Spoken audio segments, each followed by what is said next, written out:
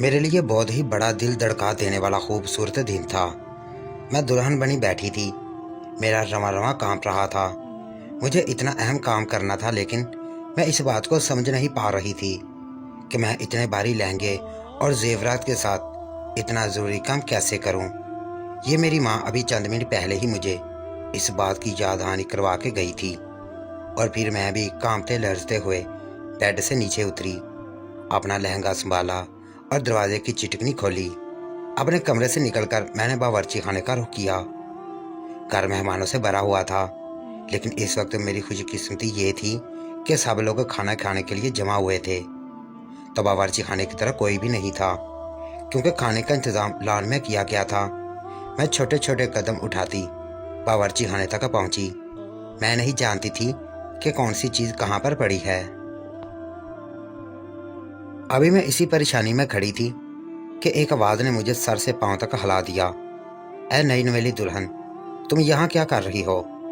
میری ساس کے اس سوال نے میرے پیروں تلے سے زمین کھینچ لی۔ میں نے اپنی مٹھی کو زور سے بند کیا اور آہستہ سے اپنا رخ اپنی ساس کی جانب موڑا، اور خوف زدہ سی آواز میں انہیں کہا کہ مجھے دودھ کا ایک گلاس چاہیے۔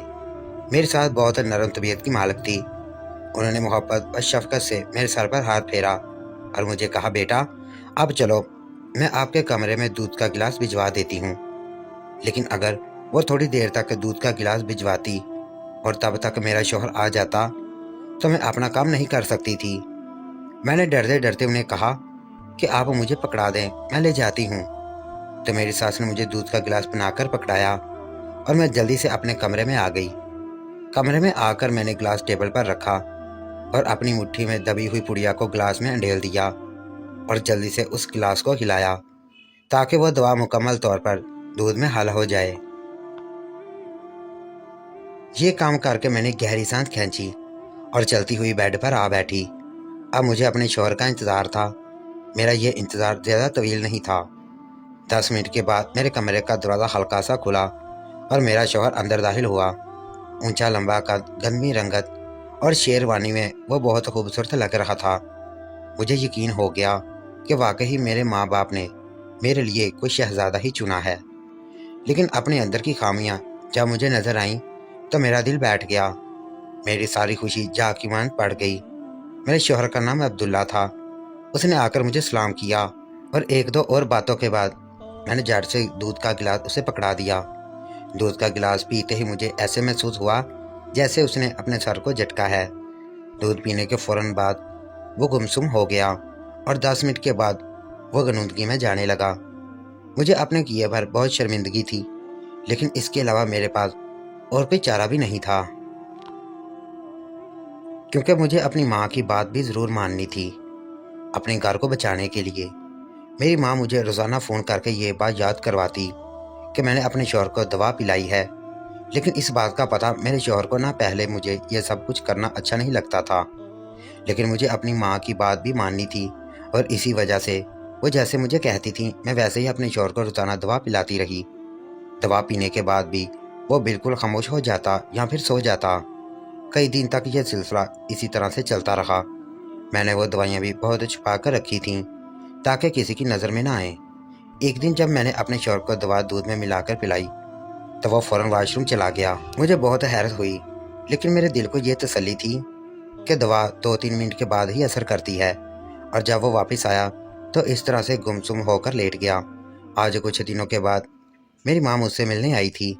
میں اپنی ماں کو دیکھ کر بہت خوش ہوئی، لیکن انہوں نے آتے ہی مجھ سے سوال جواب شروع کیے کہ تم روزانہ بلا ناغہ دوا دے رہی ہو یا نہیں۔ میں نے ان کی تسلی کروائی کہ میں روزانہ وقت پر ہی انہیں دوا دیتی ہوں۔ انہوں نے میرے سر پر ہاتھ رکھا اور مجھے کہا، بس میری بیٹی، تم نے کسی کو نہیں بتانا، خاص کر اپنی ساس کو۔ اگر کسی کو بھی اس بات کی بنگ لگ گئی تو یہ لوگ تمہیں بہت ذلیل کریں گے، اور تمہارا شوہر تو یہ لوگ تمہیں بہت ذلیل کریں گے، اور تمہارا شوہر تمہیں طلاق دے دے گا۔ یہ سوچ کر ہی میری روح کانپ گئی۔ اس گھر میں میرا شوہر اور میری ساس، ہم 3 افراد تھے۔ میری ساس حد درجہ نرم طبیعت کی مالک تھی، اور میرا شوہر بھی بہت خیال رکھنے والا تھا۔ کبھی کبھی میرا دل کرتا تھا کہ میں اسے بتا دوں، لیکن پھر اپنی ماں کی باتوں کی وجہ سے میں خاموش ہی رہتی۔ میں نے اپنے شوہر کو کہا कि आज मुझे अपने माँ बाप से मिलने के लिए जाना है। तो उसने कहा मैं तैयार हो जाऊं। वो ऑफिस जाते हुए मुझे वहां छोड़ जाएगा और वापसी पर मुझे लेते हुए आएगा। मैंने भी हाँ में सर हिलाया और तैयारी करने चली गई। अपने घर आकर अलग ही सा एक सुकून मिला। अपने माँ बाप से मिलकर मेरे दिल को ठंडक पहुंची। लेकिन मेरे अब्बू ने रूखा सा रवैया रखा। मुझे लगा तबीयत ठीक ना होगी। मेरी माँ ने मुझसे पूछा कि तुम घर कब जाओगी। तो मैंने अपनी माँ को बताया कि शाम के वक्त मेरा शौहर मुझे लेने के लिए आएगा। तो उन्होंने भी कहा हाँ तुम शाम तक चली जाना, क्योंकि दवा का नागा नहीं करना। और फिर मैं अपने घर आ गई।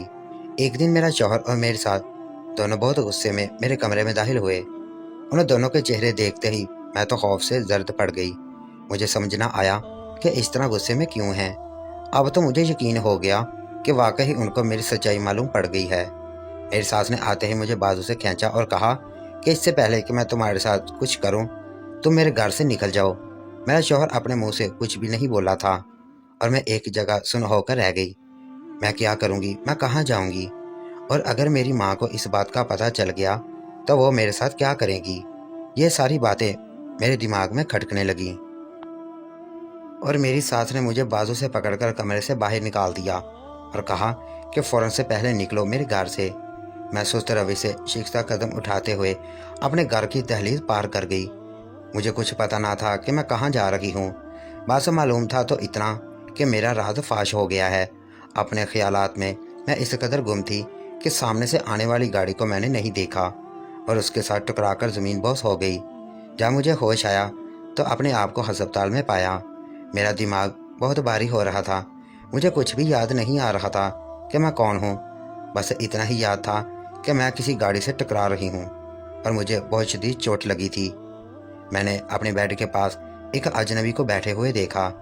तो उस अजनबी को देखकर मैंने अनजान नज़रों से उससे सवाल किया कि आप कौन हैं। तो अजनबी ने मुझे कहा मैं आपका खैर ख्वाह हूँ, आप परेशान ना हों। आपका एक्सीडेंट हो गया था, 1 महीना तक आप कोमा में रहीं और अभी आपको होश आया है। तो इसलिए आप अपने दिमाग के ऊपर ज़्यादा बोझ ना डालें और पुरसुकून रहें। मैं इससे पूछना चाहती थी कि मैं कौन हूँ, मेरा घर कहाँ है, मेरे वालिदैन, लेकिन मैं इससे कुछ भी पूछ नहीं पाई। 1-2 दिन तक मैं मुकम्मल सेहतयाब हो गई। तो उसने मुझे कहा आपकी याददाश्त खो गई है, मैं आपके घर वालों के बारे में कुछ भी नहीं जानता। आप इस तरह करें, आप मेरे घर चलें। मेरे घर मेरी माँ रहती है, वो आपकी देखभाल करेगी। वो बहुत भले मन से दिख रहा था और इस वक्त मेरे पास भी कोई सहारा नहीं था और ना ही मुझे कुछ याद था। इसी वजह से मैं उस अजनबी के साथ उसके घर आ गई। उस अजनबी और उसकी माँ ने मेरा बहुत ख्याल रखा, बहुत पुरसुकून माहौल दिया और चंद दिनों में ही मैं एकदम से तंदुरुस्त व तवाना हो गई। लेकिन अभी भी एक बात मुझे अंदर से खटकती थी कि मुझे अपना माजी याद क्यों नहीं है। और जब भी मैं पुरानी बातों को सोचने की कोशिश करती, मेरे साल में शदीद दर्द की लहर उठती और जब दर्द शिद्दत अख्तियार कर जाता तो मैं सोचना बंद करके बिस्तर पर लेट जाती। यूं ही कुछ दिन चलते रहे। एक दिन उस अजनबी के घर एक औरत आई जिसने मुझे ये कहा कि वो मेरी माँ है। ये सुनकर मैं बहुत हैरान व परेशान हो गई और मेरी माँ ने मुझे किस तरह से ढूंढा होगा और मैं उनके साथ घर आ गई। अभी भी मेरी याद वापस नहीं आई थी, लेकिन मुझे यकीन था कि वह औरत मुझे झूठ नहीं कह सकती। वह सच में मेरी माँ है। जिस तरह से वो मेरे से मोहब्बत से पेश आ रही थी। घर वापस आने के बाद मैंने देखा कि मेरे वालिद बहुत परेशान थे, हर वक्त अपने कमरे में ही रहते थे। उन्होंने एक बार भी मुझसे कोई बात ना की थी। उनके चेहरे को देखकर लगता कि वह मुझसे गुस्सा हैं। मुझे कुछ समझ नहीं आती कि मेरी वालदा मेरे से इतनी मोहब्बत से बात करती हैं और मेरे वालिद इस कदर नालायक क्यों हैं। एक दिन मैं उनके कमरे में गई तो वह लेटे हुए थे। मुझे देखकर उठ बैठे तो मैंने उनसे सवाल किया, बाबा मुझे कुछ भी याद नहीं कि मेरा माजी क्या था, मैं कौन हूँ।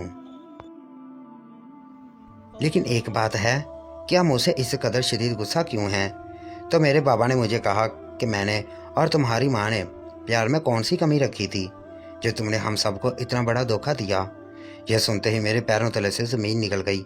शायद मैंने कुछ बहुत गलत किया जिसकी वजह से मेरे वालिद मेरे से बहुत नाराज़ हैं। वह रोने लगे। उनकी हालत पर मैं तड़प सी गई। मैंने उनको चुप करवाने की बहुत कोशिश की, लेकिन उन्होंने मुझे कहा कि मैं इस कमरे से चली जाऊं और दिल पर पत्थर रखकर वहां से चली आई। मुझे बहुत शर्मिंदगी हो रही थी कि मेरे अब्बू को मेरी वजह से इतनी सख्त तकलीफ हुई है। मैं चाहती थी कि अब जल्द अज जल्द मेरी यादात वापस आ जाए और मुझे पता चले कि मैंने आखिर ऐसा क्या किया है। और फिर एक दिन वो हुआ जिसके बारे में मैंने सोचा भी ना था। मैं कमरे में सोई हुई थी और मेरी वालदा के पास दूसरे कमरे में उनकी बचपन की दोस्त आई बैठी थी। वो दोनों बहुत अरसे बाद मिली थीं। मेरी माँ ने पहले ही मुझे बताया था कि उनकी दोस्त आने वाली है। मैं फ्रेश होकर उनके कमरे की जानब गई तो मेरी वालदा अपनी दोस्त को अपनी माजी की बातें सुना रही थीं। मुझे भी बहुत तजस्सुस हुआ तो मैं भी दरवाजे में खड़ी होकर उनकी बातें सुनने लगी। मुझे पता था कि यह गलत है, लेकिन मैं अपने तजस्सुस के हाथों मजबूर थी। मेरी वालदा की आवाज़ बहुत गम में डूबी हुई थी। मैं हैरान व परेशान रह गई कि खुश नज़र आने वाली मेरी वालदा इस कदर परेशान क्यों है। मेरी वालदा ने अपनी दोस्त को बताया कि अपनी शादी वाले दिन वो बेइंतहा खुश थीं, मनपसंद शख्स से ब्याही जा रही हैं। मैं जब इस घर में आई तो मेरी सारी खुशियाँ मलियामेट हो गईं, क्योंकि मेरी सास ने मुझे ये नहीं बताया था कि उनका बेटा पहले से ही शादीशुदा है और वो अपनी पहली बीवी से बेइंतहा प्यार करता है, जो कि कुछ दिन पहले ही अल्लाह को प्यारी हो गई थी। और मुझे इस घर में इसकी बेटी की परवरिश के लिए लाया गया है। मेरे सर पर 7 आसमान आ गिरे, क्योंकि ये सच्चाई इतनी खौफनाक थी कि मैं उसको इतनी जल्दी कबूल नहीं कर पा रही थी। मैंने गुस्सा दिखाना चाहा तो मेरे शौहर ने मुझे कहा, अगर मुझे इस घर में रहना है तो चुपचाप मेरी बेटी की परवरिश करनी है, नहीं तो मैं घर से जा सकती हूँ। वो मुझे तलाक देने के लिए भी राज़ी हैं। मेरा दिल किया कि मैं इस लड़की की गर्दन दबा दूँ। अगर ये ना होती तो मैं खुशी खुशी अपने शौहर के साथ रह रही होती, लेकिन मैं मजबूर हो गई थी और मैंने इस लड़की की परवरिश शुरू कर दी। मैंने दिल में तय कर लिया था कि मैं इस बात का बदला अपने शौहर से ज़रूर लूँगी। जिस तरह इसमें मुझे तड़पाया है, मैं इसकी बेटी को भी तड़पाऊँगी। वो जब छोटी सी थी उसने बातों को समझना शुरू किया तो मैंने उससे कहा कि इस कदर चिड़े